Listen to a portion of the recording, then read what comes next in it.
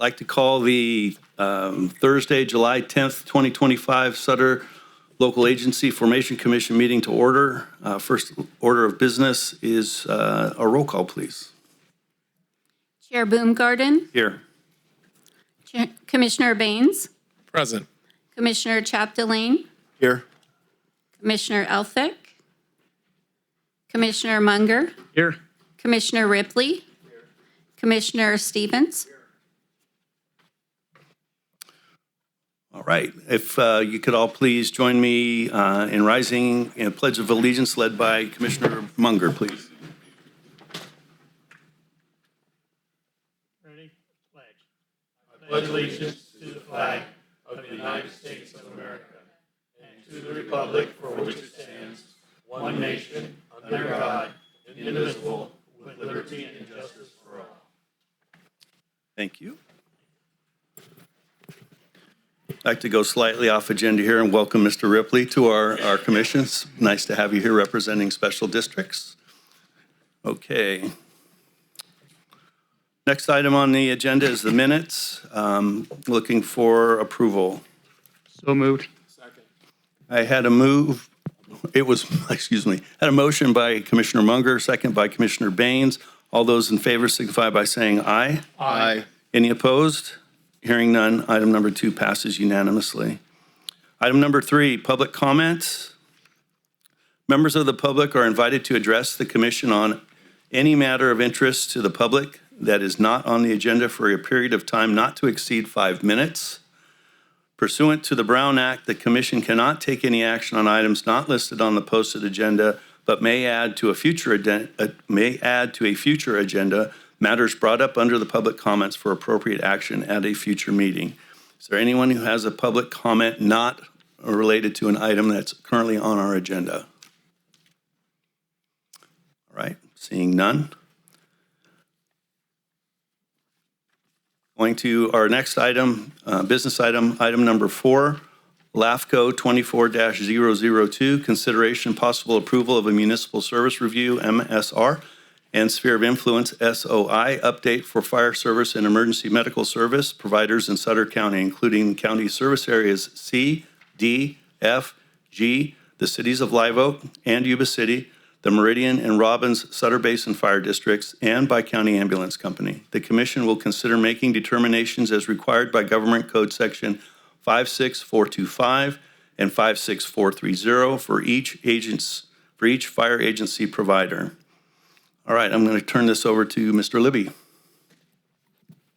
Good afternoon, Chair Baumgarten, Commissioners.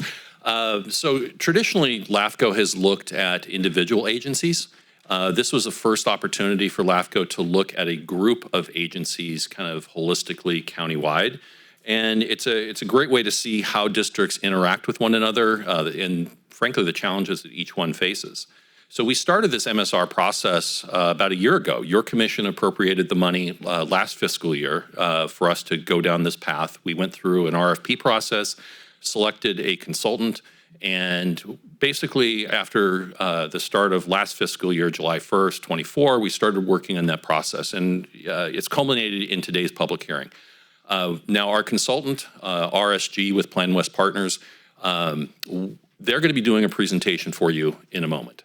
However, really, and they're going to go into the details of the project, but really I just wanted to stress for your benefit and the public's benefit that today's public hearing is to accept public comment. It's to get everyone's input. This document that was made public is a public review draft, and I would emphasize draft. And so that this is the opportunity, we hope that we will get all the public comment today. It would be staff's recommendation that we would look at continuing this item so that our consultant working with staff could digest all the comments made, prepare responses, make edits to the document, and then come back to you at our September 11th regular meeting. So with those comments said, I would like to introduce Brandon Fender. He's a senior associate with RSG. He's going to go through the PowerPoint presentation on the fire MSR. Thank you, Mr. Libby.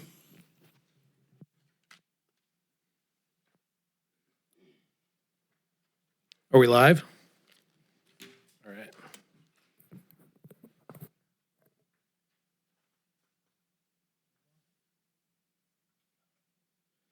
Good evening, Chair. Good evening, Commission, or afternoon. Thank you for having me. Brandon Fender with RSG.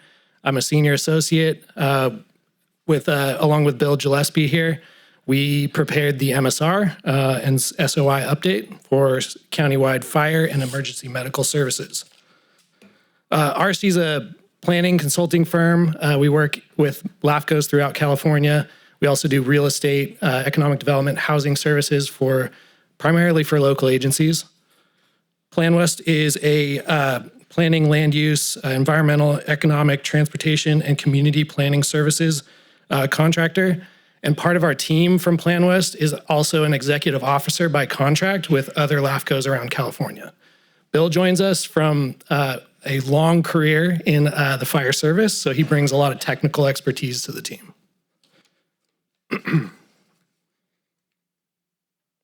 I'm going to start off with kind of a really high-level overview of what we call CKH and LAFCO. CKH, or Cortese-Knox-Hertzberg Local Government Reorganization Act of 2000, is the law that guides all of the activities that LAFCOs do statewide. You could also have local policies, LAFCO policies, that could guide your decision-making as well. There's a number of things that CKH does. It discourages urban sprawl and promotes orderly development. LAFCO's role in preservation of agricultural and open space lands is also outlined in CKH. And LAFCOs oversee logical changes to local government boundaries, including annexations, incorporations, consolidations, detachments, and that sort of thing. LAFCOs manage district consolidations and dissolutions. The goal is efficient and effective local government service throughout. One of the tools that you use as a LAFCO is called a municipal service review, or what we call MSR. The service review is going to help you make decisions about future service delivery and sphere of influence boundaries. LAFCOs conduct MSRs and SOIs on SOI updates on 5-year cycles. So typically there's not a comprehensive MSR like this one done every 5 years. There's updates, interim updates throughout the process, throughout the time. But these very big comprehensive service reviews are critical at key points in time to get into the details for local services. Again, this document becomes LAFCO's tool for planning governments and service improvement decisions. Within CKH, there's a number of things that are required to be studied and analyzed within the service review. So there's the municipal service review piece and the sphere of influence update. These are the 7 determinations on the left side, municipal service determinations that LAFCO must make. And then there's 5 sphere of influence update determinations on the right side. The SOI determinations inform what we call SOI recommendations. Based on the MSR and SOI determinations and in consultation with LAFCO staff and district staff, RSG and PlanWest may recommend SOI or boundary changes. We're not recommending any boundary changes here. We're kind of recommending that you reaffirm the SOI boundaries. But alternatively, sphere expansion, sphere reduction, or in rare cases, a 0 sphere could be different alternative recommendations.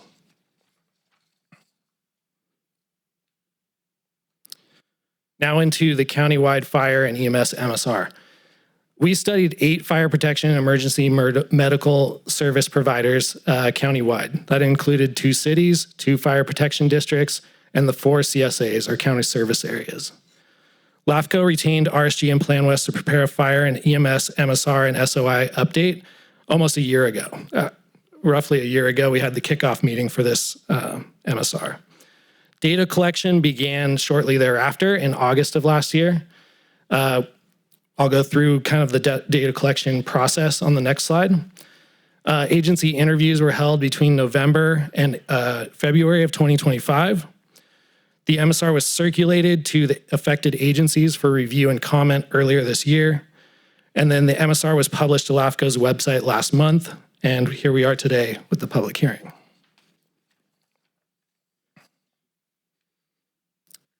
This is a high-level overview of our approach to preparing an MSR or SOI update. First is the advisory committee. So throughout the process, there was an advisory committee that was recruited from within the districts. We used them at key points throughout the process to review our preliminary findings and recommendations and help us develop recommendations for the MSR. Meetings were facilitated by RSG and PlanWest, and we met 3 times in September of 2024 to kind of do a high-level MSR process overview and get initial feedback and recommendations from the agencies about things to keep an eye on. In January of 2025, we discussed our preliminary findings. Now, this is near the end of our interview process, so we've already done data collection and interviewed the agencies prior to meeting the second time with the advisory committee. Then finally, in May, we reviewed the public MSR draft feedback. So this was a meeting with the advisory committee after they had seen the preliminary draft of the MSR, and they had been able to review and digest some of our recommendations and bring updates or changes or further recommendations to us at that stage. Stakeholder interviews were the next piece. Again, between November and February, we conducted interviews with each of the agencies. We also interviewed Bi-County Ambulance and Sierra Sacramento Valley EMS Agency. In these interviews, we discussed things like staffing, service quality, finances. We explored service territories in certain situations where boundaries or areas of limited coverage might be issues.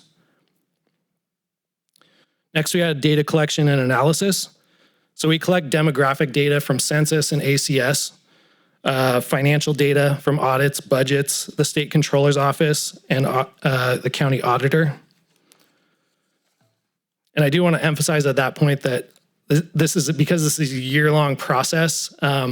We were looking at data a year ago that was, from the past at that point.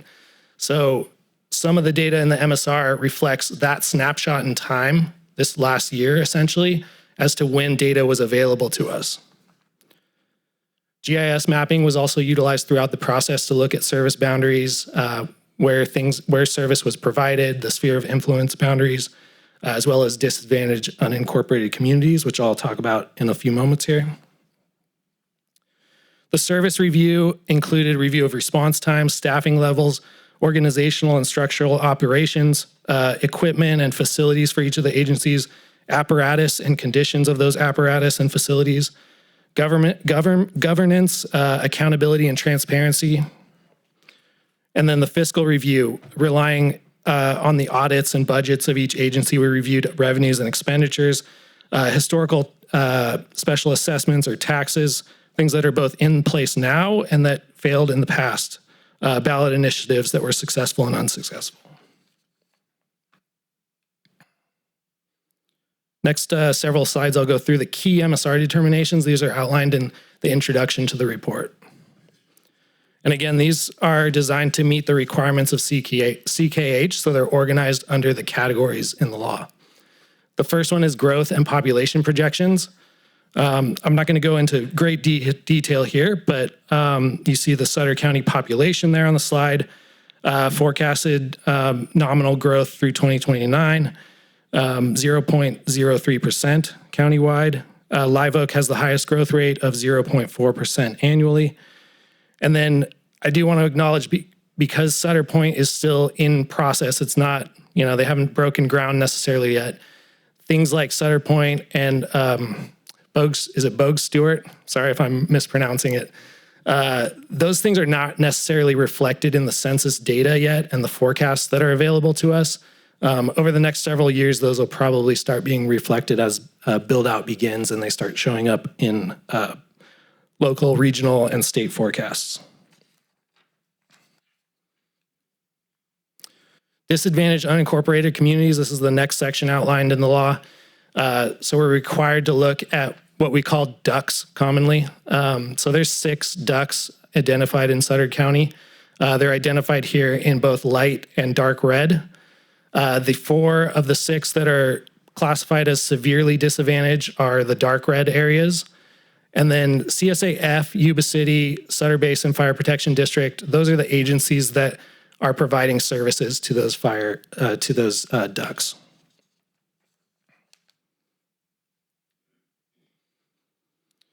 Present and planned capacity of facilities and adequacy of public services. So most fire and EMS providers that we interviewed are adequately providing services countywide. We didn't identify any red flags that need to be addressed immediately or jumped on after today. CSA-D may face strain from Sutter Point population growth. So that's the big, on the previous slide, I can go back, the 47,000 residents that would be added to this southern portion of the county. And we have a slide that shows that district more closely. There will be a temporary fire station needed within Sutter Point's area, so to provide service to the increased population and the new development. And then Yuba City Station 1 lacks the space and modern equipment capacity that you would like to see. Again, these are not critical issues, just things that the city and these other districts need to address. And then Yuba City Station 1 needs new apparatus and related staffing to staff that apparatus to meet rising demand on the in CSAG in the periphery of the city.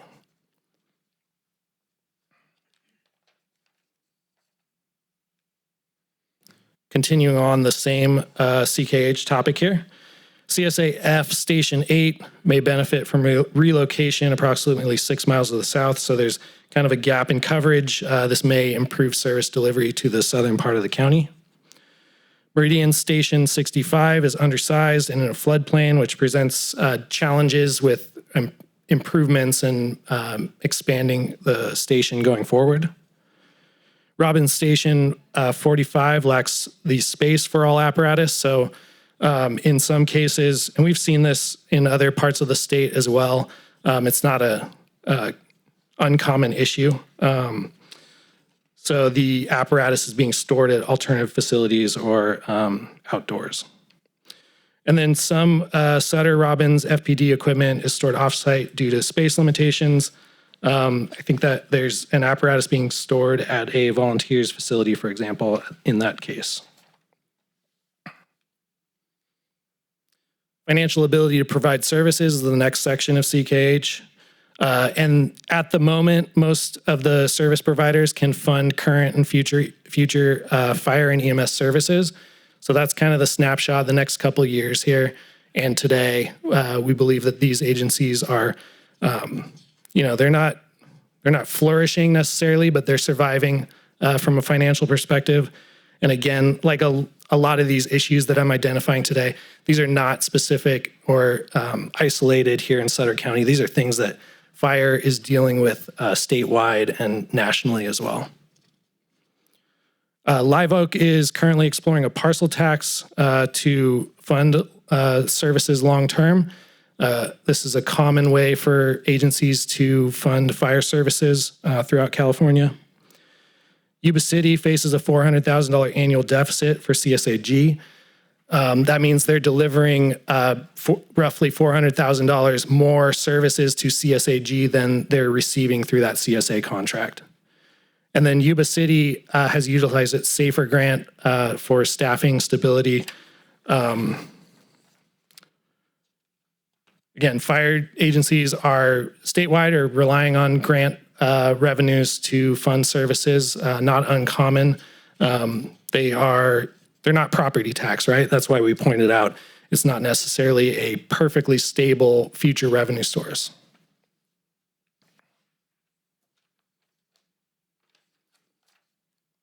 Continuing on financial ability to provide services, CSAF special tax lacks the cost of living adjustment. Again, this is a statewide, I think I've seen this all over the state where a special tax was put in place maybe in the 80s or 90s, and there was not a inflator built into that special tax, so it still reflects the rates that were set at the time it was adopted by voters.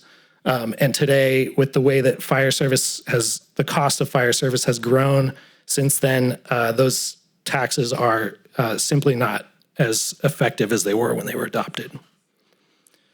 CSAF did not receive the SAFER grant reward this turnaround, and they're reviewing staffing levels as a result.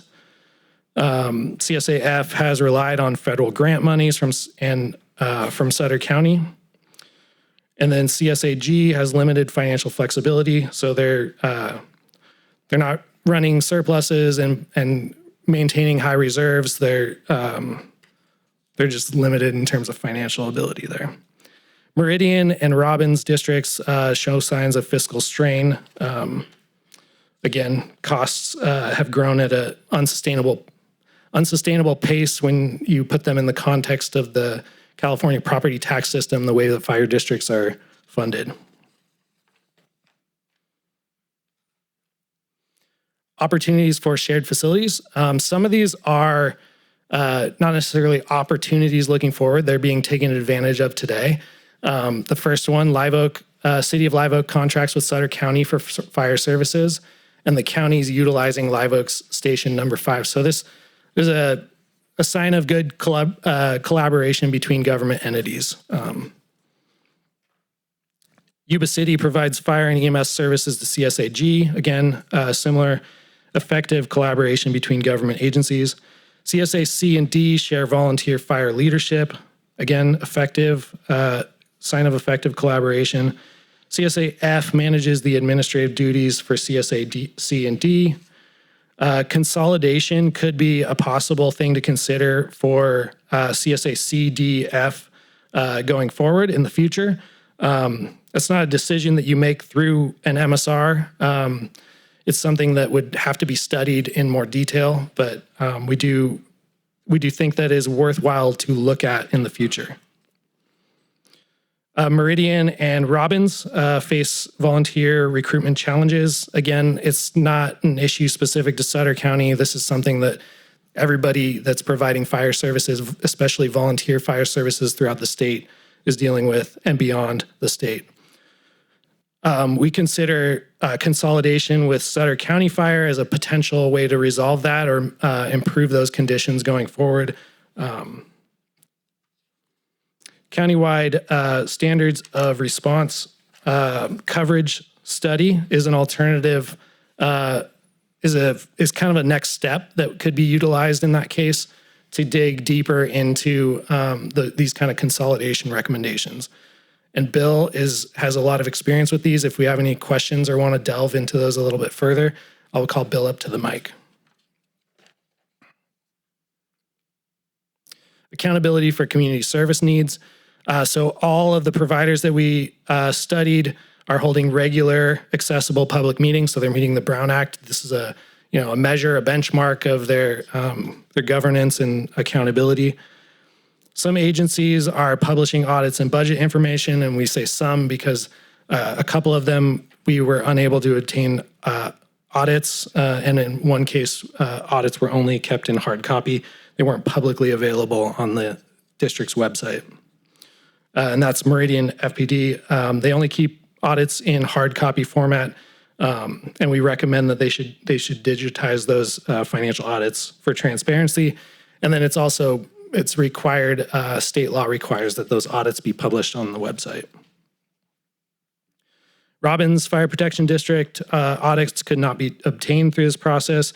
There are exemptions within state law for very small districts, special districts, to bypass the audit process. That's something the county would need to work with the district on. And the county didn't have a policy or wasn't able to provide us with a policy for Robbins audit requirements. I'll go through the 5 SOI determinations on the next few slides here. Some of these overlap, so I'm going to go a little bit further, a little bit quicker than I did on the MSR determinations. So 87% of the county land is agricultural. You all know this. Residential and open space make up 13% combined, and then the remaining 1% is all of the other uses: commercial, industrial, transportation, vacant, and public. I've already noted Bogue Stewart. The plan adds 2,500 homes. Sutter Point specific plan would add 1,700 homes. And then the development of Sutter Point is expected to begin in fall of 2025. Present probable need for public facilities and services. So most agency boundaries match current fire EMS service areas. That means there's not a significant amount of mutual aid crossing boundaries. There is some that's natural within fire and EMS service. So we think the boundaries largely match the service areas. The facilities generally meet current and future service needs, and we've noted a couple. Yuba City, for example, needs new apparatus due to growth. The CSAG boundaries may not reflect service demand accurately. So when I get to the Yuba City slide or the CSAG slide, we'll look at that more closely. CSAD is unlikely to meet Sutter Point's future service needs. They're building essentially a city down in the south end of the county. So it's going to need significantly more resources than are currently in place. Sutter Point's growth, again, will significantly increase service demand. Present capacity and adequacy of public facilities. So most providers have sufficient fire and EMS capacity and infrastructure. The facilities meet current and future service needs and demands. And then the exceptions noted in the report require targeted improvements, but nothing critical at the moment. Social or economic communities of interest. This is, again, a section of CKH. We didn't identify anything as part of this MSR. We did note the disadvantaged unincorporated communities earlier, however. And then the next requirement is to look at the present and probable need of public services. So we have those 6 ducts, the 4 that are severely disadvantaged. Those are currently receiving fire and EMS services.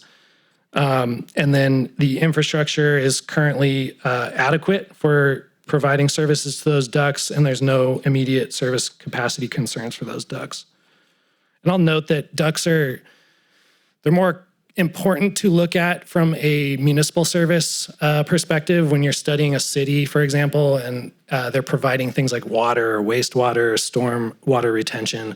I think those, fire and EMS is critical to those districts, those disadvantaged communities, but it becomes more of a conversation when you're looking at annexation or on the periphery of a city.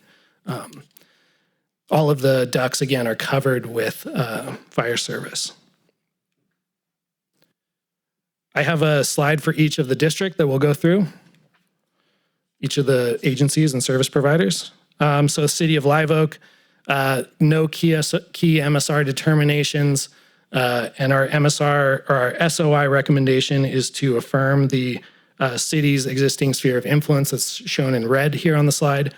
I do want to note that the City of Live Oak sphere of influence will be considered in a future MSR. So that's, I think, in the broader context of other municipal services, we'll be looking at that in the future. LAFCO will be looking at that in the future. The City of Yuba City. So Yuba City has explored this in the past, and we recommend, or we determine this in the moment, that the city may consider additional funding sources, special assessments, or special taxes.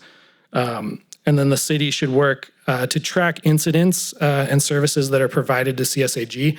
Currently, the city's not tracking services that are fire service specifically that's provided to the city versus CSAG surrounding the city.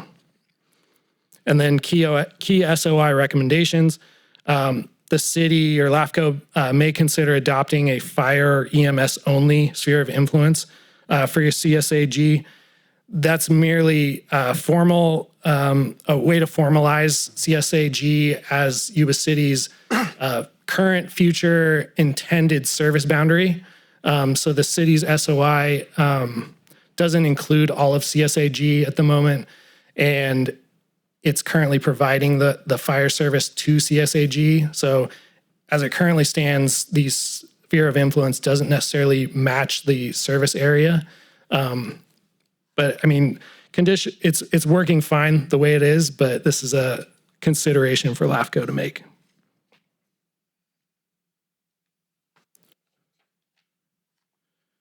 County Service Area C. So no key MSR determinations related to County Service Area C aside from what we've already discussed. The key SOI recommendations, we're recommending that you reaffirm CSA C's SOI through this process, and then consider approval of consolidation of C, D, and F.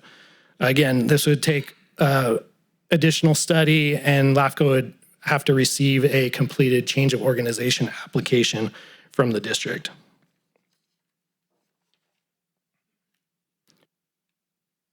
CSA D. So consider our key MSR determinations here. Consider approval of establishment of a separate CSA or zone of increased benefit for the Sutter Point specific plan area. Let me see if I can do this. So this is like the southern part of the county here, and this specific area within CSA D is where the Sutter Point specific plan area will be located. This recommendation or determination is intended to help the district find alternative funding sources to fund future service delivery specific to that Sutter Point specific plan area. So the zone of increased benefit or creating a separate CSA for that area are two options among many that LAFCO and the county could explore down the line to provide service to this area specifically. Key SOI recommendations. So we're recommending that you reaffirm CSAD's sphere of influence. No changes there to the current SOI. And then again, consider consolidation of the CSA's C, D, and F upon receipt of the further study and the completed change of organization.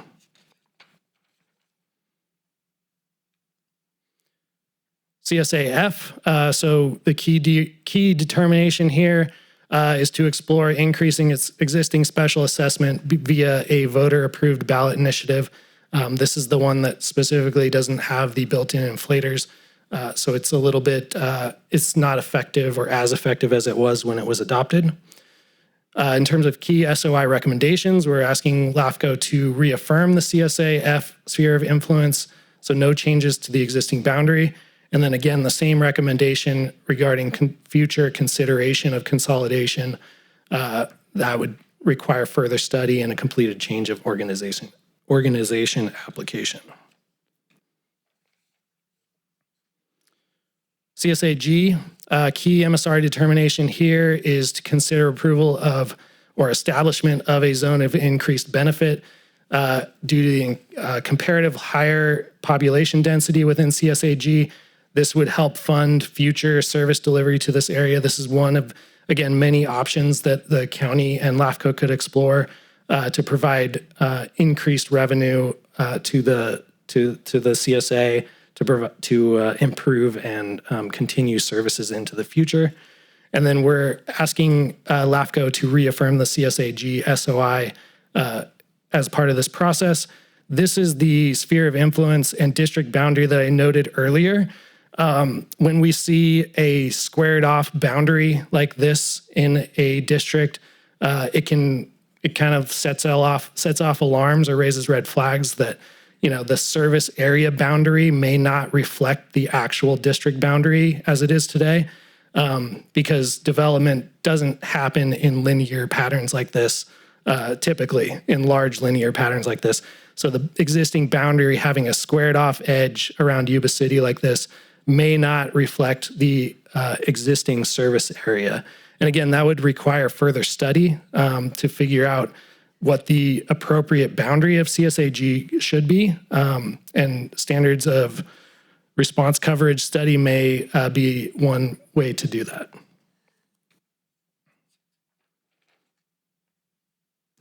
Meridian Fire Protection District. So for both Meridian and Sutter Basin, we are again identifying a potential future consolidation with Sutter County Fire. This goes back to some of the issues I relayed earlier in the slide deck, volunteer retention, service delivery like that, services like that. And then again, those are not specific to Meridian or Sutter Basin. Those are statewide issues that all fire districts are having at the moment.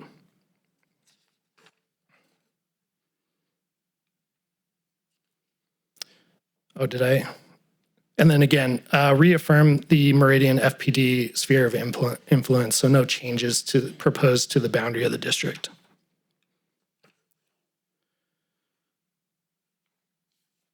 Sutter Basin Fire Protection District, the key MSR determinations here. The district should consider additional funding sources such as a special assessment or tax, and then consider future consolidation with Sutter County Fire, just like we just talked about with Meridian Fire Protection District.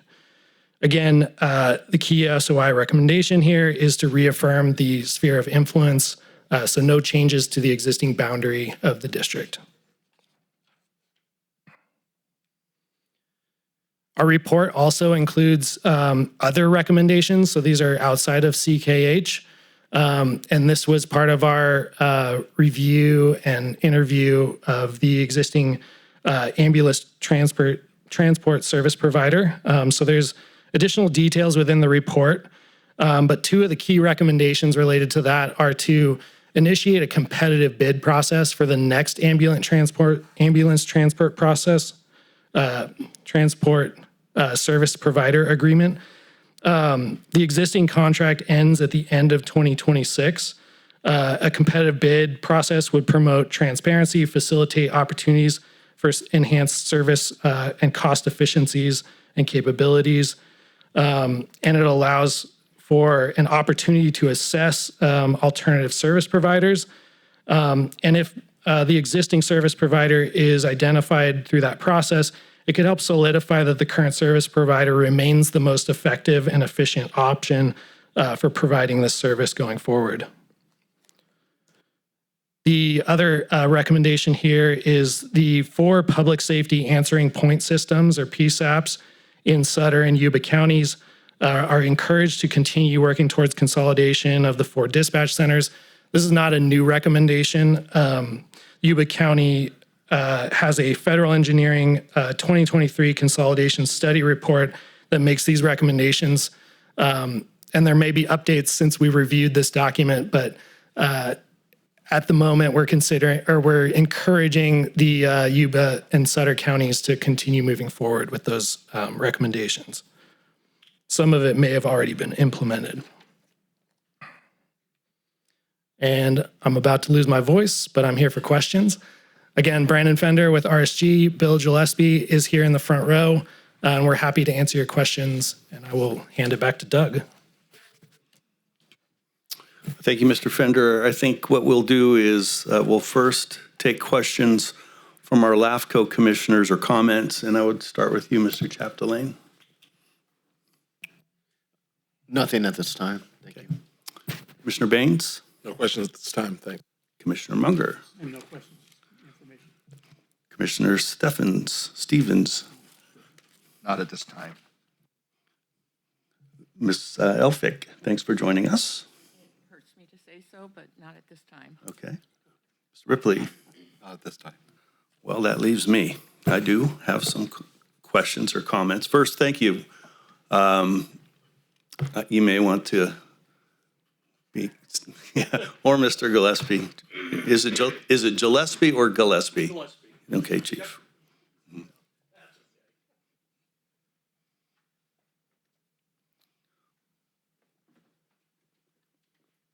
So first, on behalf of LAFCO, thanks for getting this thing underway for us. It's been quite a journey for this LAFCO commission to get an MSR for fire services. So we really appreciate the work that you've put in.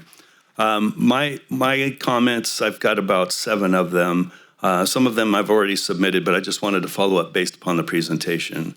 And the first one is I'm excited and definitely in support of the standards of coverage. I think you got mine. And it's good to know that you've got an expert up there that can take a look at that. Maybe you could spend just a few minutes to let the audience know what the standards of cover would do and why that is important versus just, looking at static response times, et cetera. Absolutely. So today with Brandon bringing out the Municipal Services Review, the MSR, that's sort of like a point in time, 30,000 foot view looking down at the fire service here within the county. It's a snapshot in time. It looks at a lot of different things. A standards of response coverage study, or an SORC, you'll hear, fire service loves their acronyms. It's a comprehensive analysis used by fire departments and governing bodies to optimize resource allocation. If the MSR is the overview, an SORC is really getting into the operation and the nuts and bolts. Essentially, it's a data-driven approach to ensure the right resources are in the right place at the right time to handle various emergencies. In essence, with that, it's a big planning tool. And a lot of times it's done in conjunction with consolidation studies. It can also be done in consolidation of a fire department or a board that's looking at expanding a service within a jurisdiction. They want to be able to make sure that they're not just kind of stepping back and punting the ball forward and let's see what happens. They're putting it out there by looking at the data. The focus of an SORC really, it's primarily concerned with the operation efficiency and effectiveness of emergency services, particularly fire and EMS. It involves evaluating response times, really digging into response times to various areas within the jurisdiction. Excuse me. It looks at resource allocation. And basically with that, are the equipment, the apparatus, and the personnel, the staffing, adequate for what the jurisdiction faces? And is it adequate to provide, here's another one of those terms, an adequate way to response? Way to response being, are enough units able to get on the scene in a specified amount of time to mitigate that scene, or are they lacking in getting those resources there so that they're behind the curve and they can never get caught up with the curve? It looks at station locations, both for overlapping areas where, engine 1 and engine 5 always seem like they're bumping into each other practically, so that they can also step back and look at where are those areas where it is a long response to get to, areas that don't have coverage, or it's a long run. And the jurisdictions I worked in, we had those. You had places that, okay, if it's over there, call for the world, we can always send them home. It looks at call stacking, and call stacking being multiple simultaneous calls occurring at the same time that demand resources. How does the agency deal with that? And how often is that occurring, that 2 calls, 3 calls, 4 calls, 5 calls are happening at the same time that are drawing resources? And does it exhaust the agency's resources to where they have to pull resources from a mutual aid or an auto aid partner? And then it looks at the ability to meet specific performance objectives that are set by the agency, looking at national standards, state standards. The purpose really is to define what a baseline and a benchmark emergency service looks like. And then to take that and say, how do we make this work? Do we have to move a station? Do we have to move resources over? You heard in the MSR, Yuba City talking about Station 1 is reaching a critical point, and former Chief Alexander expressed this, that when that station hit the 4,000 call mark, they really needed to add another first out apparatus and the staffing to go with that to support it. Because let's face it, 4,000 calls for one unit is a lot of calls. They're running constantly. Scope usually it brings recommendations to, do we have enough staffing? It helps to establish a roadmap on how to work toward more staffing. In the greater picture, it could work toward a consolidation study where you're looking at one or more jurisdictions and how do they interface and how do you bring those together as one, potentially, to be able to provide the coverage that the community wants and deserves. It looks at, and I failed to mention it earlier, a risk assessment of the community.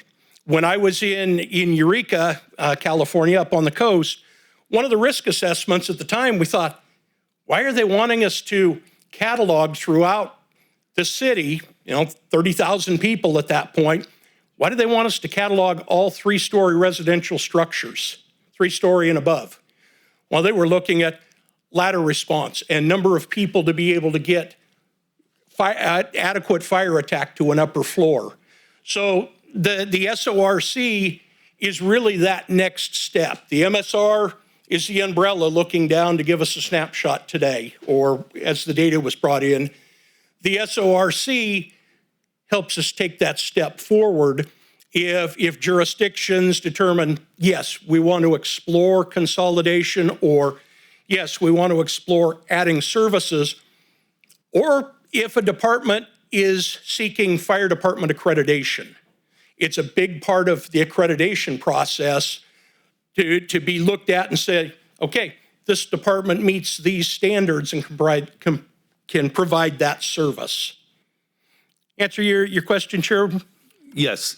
I would add, thank you for a very detailed explanation. I would add that it's a very forward-thinking planning tool that provides, as you mentioned, data other than, I need to put a station here because it's 6 minutes away from someplace. I mean, it really dives down deep. It's next level planning that I think the residents of Sutter County, including the cities, would really benefit from. So I appreciate hearing that was a consideration. Chair Baumgarten, also, the recommendation that came for relocating a station further south away from Yuba City, that would be another, on a smaller level, to look at it. Does that relocation that's going to help the south part drastically affect Yuba City then in its response, because there's a mutual aid partner that's now moving further away? So that's another place where that would drive data to say, okay, this makes sense. Yes, we can cover and adjust, or no, this doesn't make sense. Maybe that stays and we develop something further south in the big picture. Thank you. Well, I'm glad you mentioned that. Was one of my comments. Okay. Moving stations around will have an effect. It does. One of the more compelling things that concerns me is the statement that that none of these fire agencies are suffering from funding problems. As you mentioned throughout the report, there are various grants, there are various other mechanisms of money flowing into these departments that I think are suspect right now. There's several of most of us, I'm sure, are sitting on state and federal boards and looking and seeing what's happening with grants. I'm not making a partisan decision about whether or not it's right or wrong. It's just a fact of life that things like SAFER grants may become history just because of decisions outside of the scope of local government. When I read your report and I see, hey, no, there's no financial implications, and I'll just use Yuba City as an example. SAFER grant expires in 2026. That means those firefighters that were funded by that grant are no longer funded, which means that the city is in a position to either have to try to figure out how to fund them or reduce staffing, which has an effect on service delivery. I believe the county's experienced that with their SAFER grant already.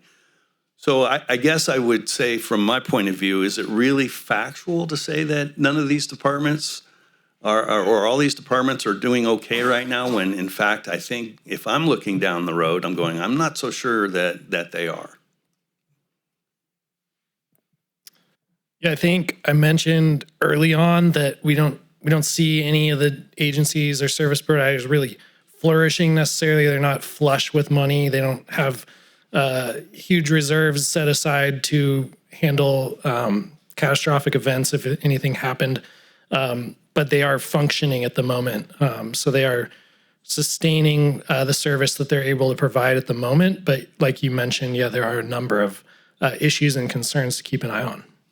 I guess then if I'm looking at a plan document that's going from 2024 to 2029, I myself and I can look at 2026, 27, 28 and go, this is a challenge.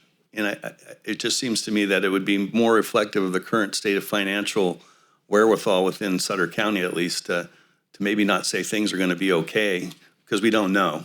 I don't know that they're going to be bad, but man, if I had a crystal ball, I'm pretty sure we're all going to be scrambling to provide the same level of service given the current revenue structure.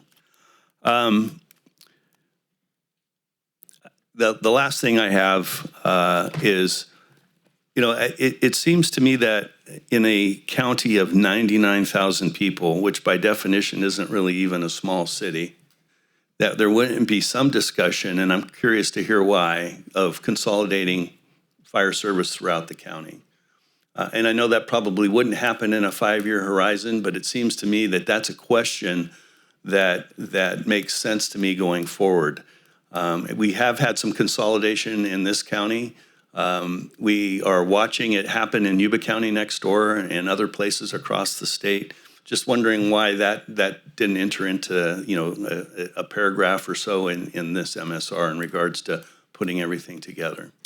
Yeah, I agree with you. I think that is a possible future for county fire service provision. Usually we look at the MSR again in like the 5-year horizon. I think you just mentioned it. The consolidations or reorganizations that we outlined in the report, they're sort of baby steps towards something like that, a countywide fire system. But again, it's hard to say whether that makes sense for the future. The consolidations or reorganizations that we identified in this report were things that stood out throughout the process that made sense for where we are today and looking forward for the next couple of years. Okay. Just one person's opinion, countywide consolidation may make some sense given economic conditions going forward. The last question I had, and bear with me, commissioners, this was more probably along the lines of a Yuba City question, but that's why I'm here, is CSAG was not, you talked about a zone of benefit, but if the CSAs were all looking to do something with increment for taxes, why no mention of CSAG? Yeah, we contract with the county for that, but it seems to me that if a CSA is a CSA in the county, why would that not be included in a recommendation if you were going to do the other CSAs? I think we can look at that and we'll confer with LAFCO staff and we can add that into the report if it makes sense.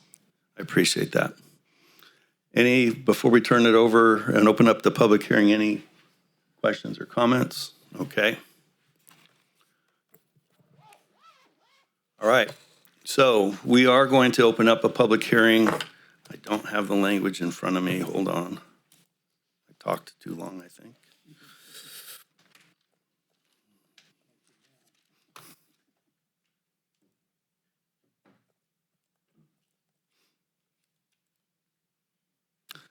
I got it here. Okay, so we are going to conduct a public hearing regards to the MSR. I don't have any specific language on here. So at this time, I'm opening up the public hearing. I do have speaker cards, and I would like to go ahead and begin with those. And I have Mr. Matt Conant, if you could please approach the microphone. Next up will be Marcia Fritz, if you want to pre-locate.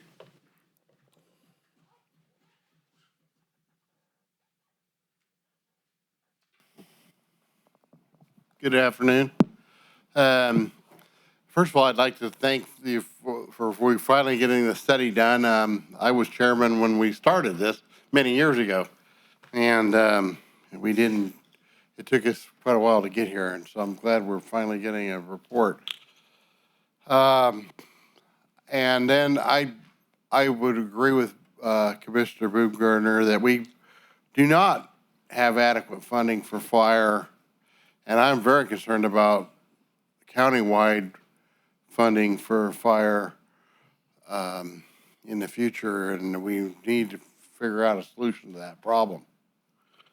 And then the other thing is Sutter Point.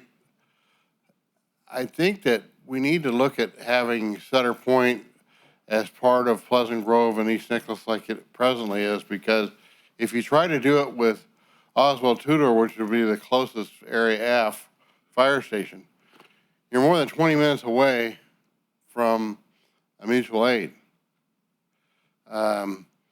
Pleasant Grove could remain a volunteer department at this point, and you'd have that as a paid department that would mutual aid to each other. I think makes a lot more sense. They're right next to each other.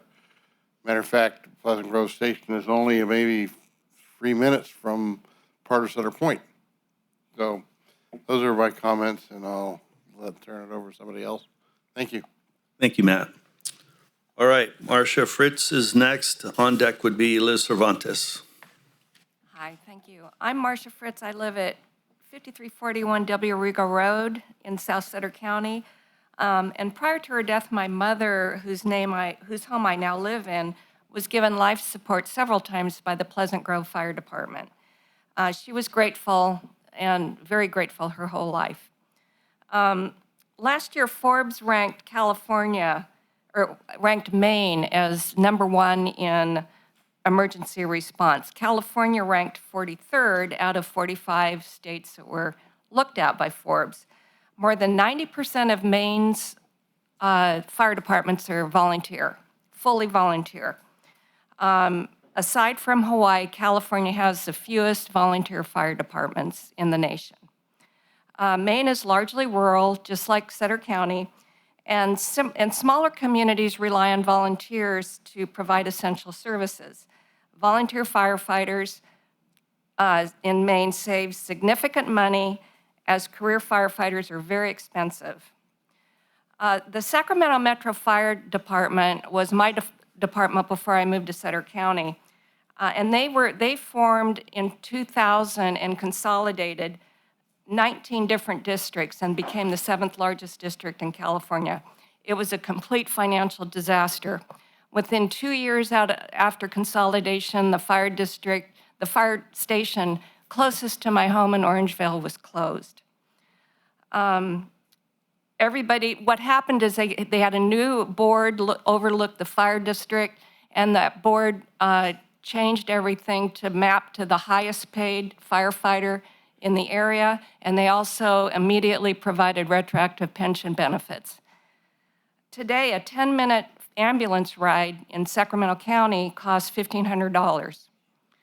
I know of a bicycle rider near our home who was hit by a car and injured badly, and she screamed at the firefighters not to take her to the hospital because she couldn't afford to pay the bill. She wanted to call a friend to come and pick her up. How many people, if we have this situation in Sutter County, are going to do the same thing? In spite of collecting $82 million last year for ambulance rides, Sac Metro is still $614 million in the hole. The point I want to make is we've talked about consolidation a lot, but you've got to do it the right way. You've got to have local control. In my personal experience, consolidation does not save money and does not make us safer. Thank you. Ms. Cervantes. Good afternoon. Thank you for this meeting and the presentation from LAFCO. I had no idea what LAFCO actually even did, so it's been good for me to figure it out. Something very stunning to me, and I think Chair Boom picked up on it, is to say that we don't have a funding problem. Now, anybody that lives in our area, we have tried to pass a couple of taxes, and they failed. The main reason is because it wasn't designated for public safety. They were going into the general funds, and the county then, at its discretion, would spend it. I was told, I don't know, probably 2 years ago, that Sutter Fire was going to run out of money completely on June 30th, 2025, and I know that that date has passed, but we still enjoy excellent service. I don't know how we're paying for it. Maybe Steve, you and I can have a talk. I am consistently wondering about Prop 172. You guys are familiar with Prop 172. And for the people that are here that aren't involved in fire or have that knowledge of the districts, CSA is its district. I live in CSAF, and it is on the corner of Highway 99 and Berry Road. And there isn't a day that there isn't something going on in that vicinity. It's a hugely traveled intersection. There's a school across the street. They're putting in a four-way stop sign, which has created nightmares. I'm just wondering how we got here. Where is the money? And what are we going to do from here? So I appreciate you asking about a plan, because it just doesn't seem like we have a plan in place. And I think it would be really, really beneficial. The public has no idea this meeting is going on. They don't. We need to have town hall meetings, and this needs to be put in front of the people, for the people to decide, because I'm going to tell you what, the firemen will win every time if it is strictly fire. Thank you. Thank you.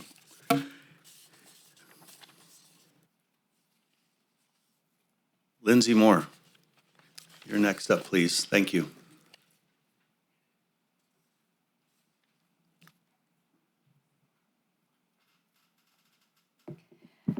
Good afternoon, Chair and Commission members. My name is Lindsay Moore. I'm legal counsel for the Pleasant Grove Fire Association, who together with the volunteers and volunteer chief and assistant chief have served CSA C and D since 1963, and in a very fiscally sound manner at that. And I think that is one piece that did come through this report clearly, is in those two areas, they have been fiscally prudent. Yes, volunteer, primarily volunteer. We know that this MSR and SOI was meant to be a collaborative process. Unfortunately, what we want to do is look forward, not look backward, but make sure that CSA C and D continue to be a part of those discussions, because any decision to consolidate, modify, or change any of those CSA areas directly impacts those two communities that they've been serving for such a long time. So we ask that for those that are participating in the process, we continue to, or do have, a seat at that table so that we can be a part of that communication.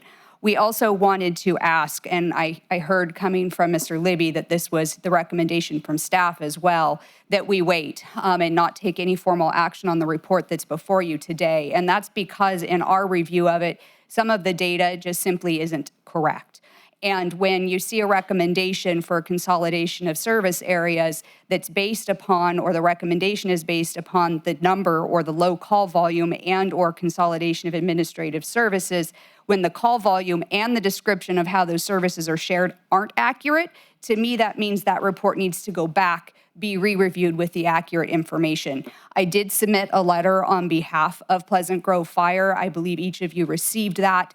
And I won't go through any of the other additional details, but there is a significant difference between 150 calls versus 700 calls.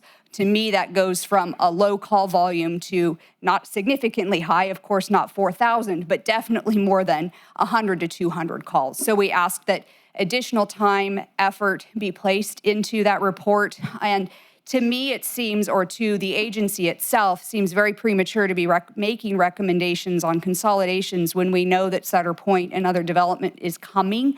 Any decision to consolidate when there's also discussion about creating a new service area seems to be premature and or maybe short-sighted, that we're not looking long-term long-term to what would best serve that community and area. Thank you. Thank you. Is there anybody else that would like to speak before the commission? If so, please approach the podium.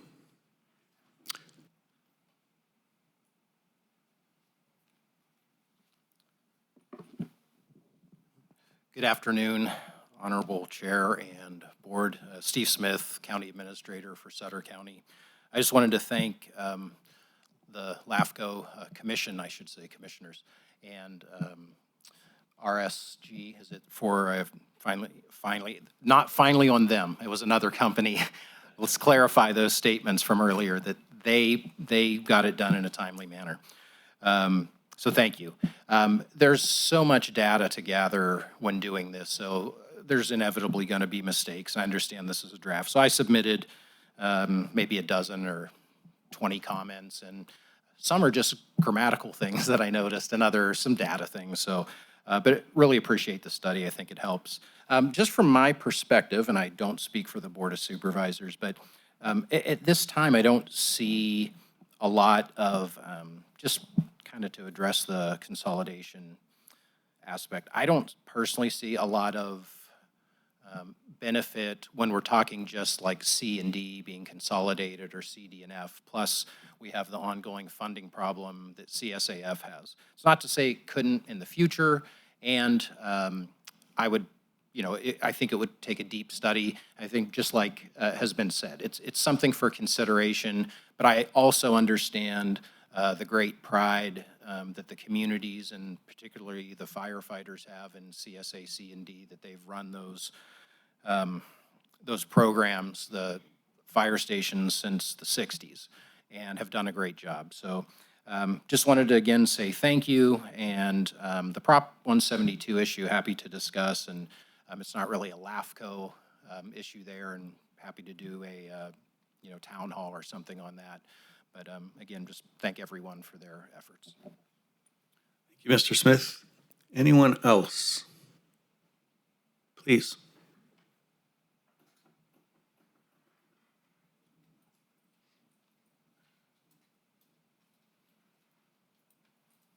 Hi, I'm Pat Mecklenburg from Rio Oso.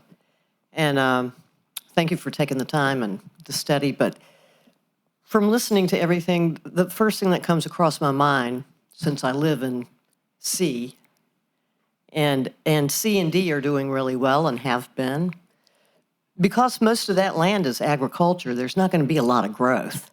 So we know how to manage that through the volunteer fire departments. The problems, to me, whatever's going on with F in Yuba City and Live Oak, that's the growth area. Live Oak was 4%. That's the area that you need to work on. C and D are doing fine. And as someone mentioned before, the residents of those areas would be really upset if we're consolidated to. You have time. Okay. Am I talking that slow? No. Would be really upset, I think, to take their very well-functioning fire departments to try and help out F or some other area. Because you know that if Sutter Point is actually ever going to break ground and get going, C and D are going to be helping Sutter Point. So to consolidate F in there, I think you're making the problem worse. Thanks. You're welcome. Thank you. Anybody else? Please.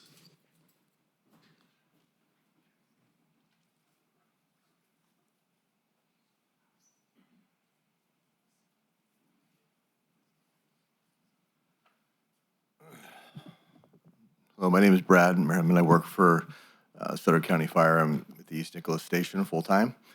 So I'm not a volunteer, but I kind of felt that as somebody who spent most of my years as a volunteer, and so did my father, I was born into a fire family. And I work with volunteers in East Nicholas and Pleasant Grove. I just feel they need a little bit of a voice just to kind of understand. These fire departments started because a gentleman at a store in East Nicholas had a fire engine outside of his store, and there was a fire call. He'd go get it, take it out to the highway, and he would put out the fire or do whatever he had to do.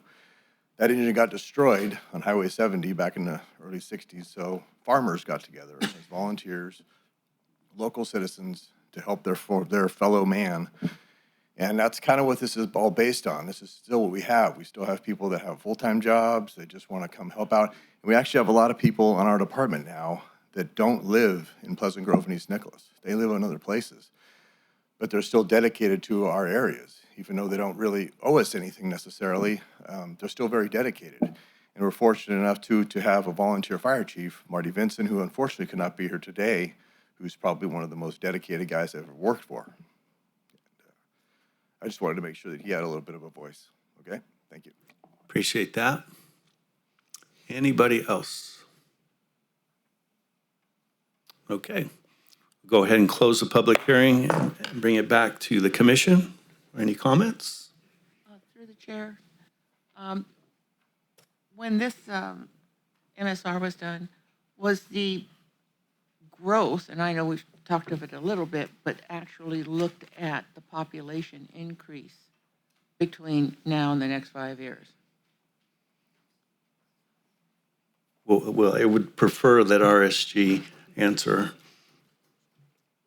And I do want to take a moment to say that when I made the comments about it's been a long time, that had no reflection on RSG, okay? That was a previous contract, not them. They've been very timely. No harm, no foul. Okay. The question was, is the growth population growth per area or CSA, was that taken into consideration? And at what did you do to verify or look at and estimate between now and 5 years? Oh, yeah. So we do have census data for each of the areas, the districts, fire protection districts, the cities, each of the CSAs. So we're able to do that with GIS software. Esri Business Analyst is the program that's used to define custom boundaries, if you will. They're not counties or cities or census tracts or anything like that. They're essentially custom boundaries. They're local jurisdictional boundaries that Esri can take, and it partitions or aggregates data from the census blocks, census tracts that are within those districts to give us population, housing, all the demographic estimates. Anticipation of the growth? Yeah, this software also does the forecast for the future. So that's the 5-year horizon that we're able to outline in the report for each district. I will say that because it's based on census data, which is derived from regional growth and Department of Finance state population estimates, it takes a long time for things like Sutter Point, which hasn't broken ground yet, to kind of go through all those steps to start showing up in future population forecasts. And I would also acknowledge that like Sutter Point specific plan is going to be built out over a long planning horizon. So within the timeframe of the next MSR, the next 5-year period, we'll likely see some of that population growth showing up in the forecasts that are developed, but they're just not showing up today. That's why, so we pull that data from the source that we're able to pull it from, and then we supplement it with local planning and development plans. So your conclusions were based upon really not any significant growth between now and 5 years?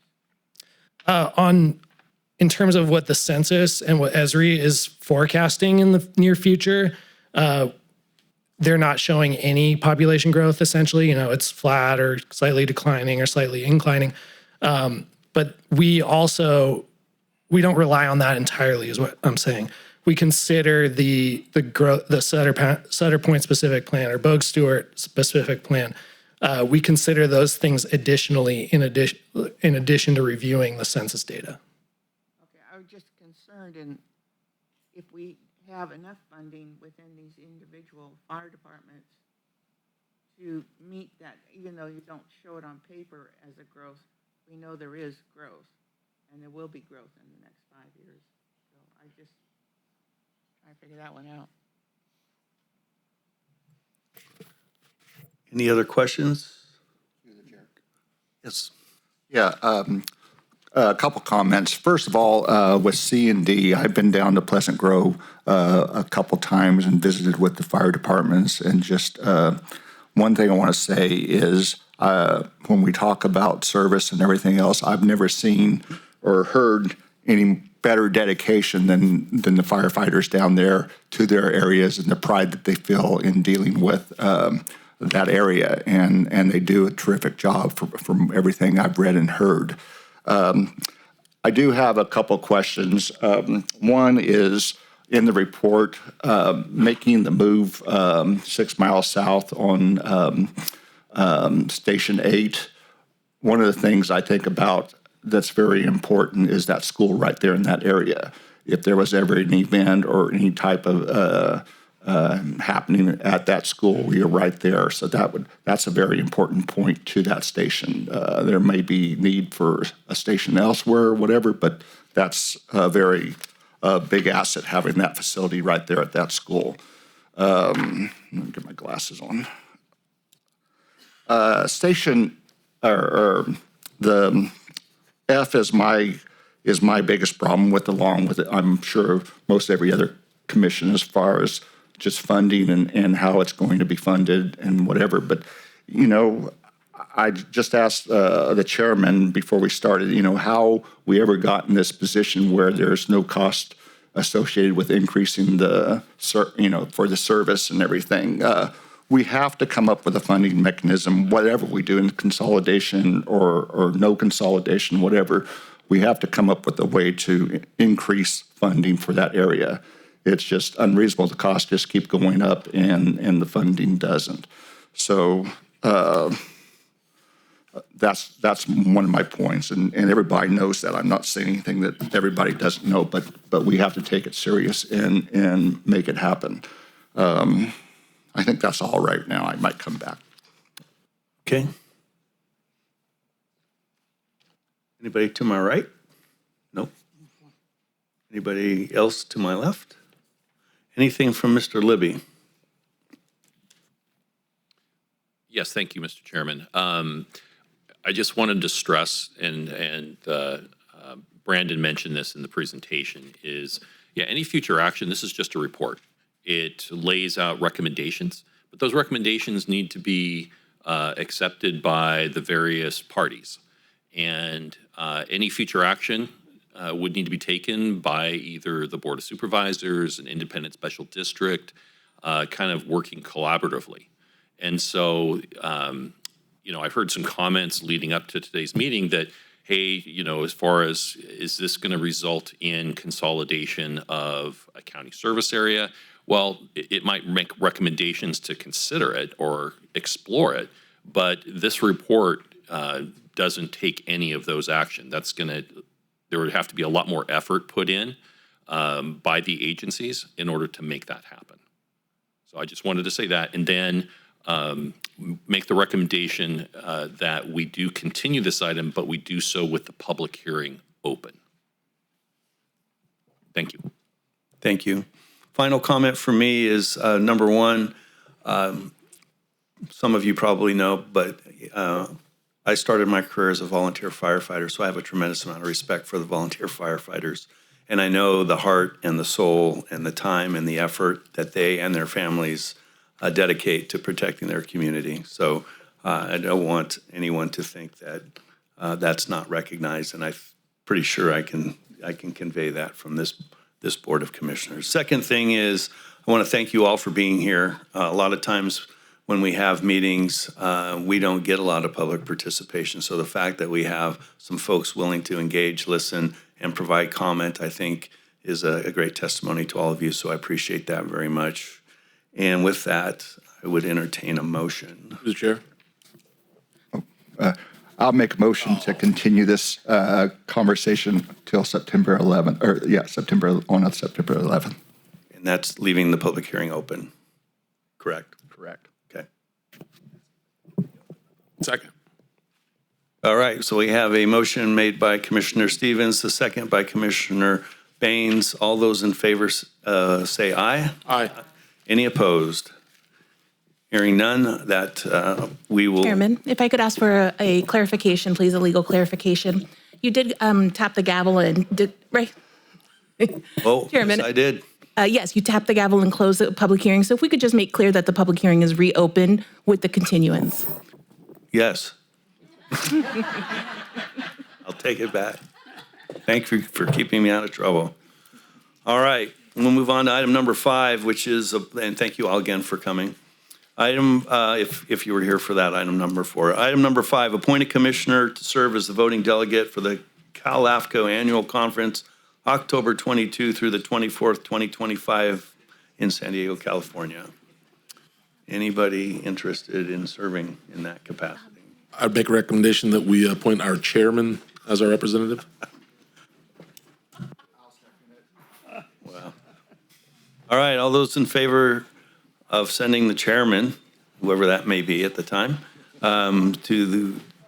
as a voting delegate for LAFCO, signify by saying aye. Aye. Any opposed? Hearing none, item number 5, we'll appoint the chairman. Number 6, executive officers report, Mr. Libby. Yes, Mr. Chairman, I'll make this brief. So I like to try to keep you abreast of legislation that's kind of going through the legislature, and it's on LAFCO's watch, and that is, so Senate Bill 777. LAFCO is kind of watching this one closely. So there's a bill that would require LAFCOs, so for a county in which there's an abandoned endowment care cemetery, and so one of these cemeteries is not being maintained, that it would be LAFCO's job to kind of figure out somebody who would, an agency that would maintain it. And so this is a bill that's being watched closely because it could incur cost to LAFCOs. It's a state mandate that's unfunded, and one of the challenges is just making sure there would be a funding that would follow that mandate. The other bill being followed is Senate Bill 5. This probably would pertain maybe more to counties, and that would prohibit land enrolled in a Williamson Act or Farmland Security Zone contract from being taxed by special infrastructure finance districts. So if you had a district in place that financed a certain road project, a bridge project, or some other piece of infrastructure, that the Williamson Act land or land in a farmland security zone couldn't be included in the taxation of that. Those would be my 2 updates for you on the legislative front, and that would conclude my comments. Thank you, Mr. Libby. Commissioner reports. Mr. Chapdelaine, anything or announcements? No, nothing at this time. Thank you. Commissioner Baines? Nothing to report. Commissioner Munger? Nothing to report. Commissioner Stevens? No. Commissioner Elphick? Commissioner Ripley? All right. With that, we'll stand in adjournment till our next meeting on September 11th, 2025.